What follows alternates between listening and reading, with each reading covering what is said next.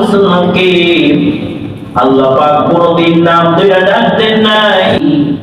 অন্যান্য নবীদেরকে আল্লাহ তাআলা নাম ধরে ডাক দিয়েছেন, ইয়া নূহ, ইয়া ইব্রাহিম, ইয়া আদম, ইয়া ঈসা, এরকম নাম ধরে ডাক দিয়েছেন।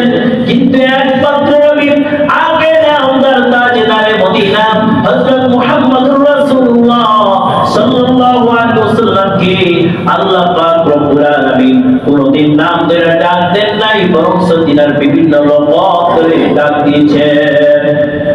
আল্লাহ ডাক দিয়ে বলেছেন, ইয়া আইয়ুহার রাসূল, ইয়া আইয়ুহাল মুযাম্মিল, ইয়া আইয়ুহাল মুদাসসির, ইয়া আইয়ুহান নবী।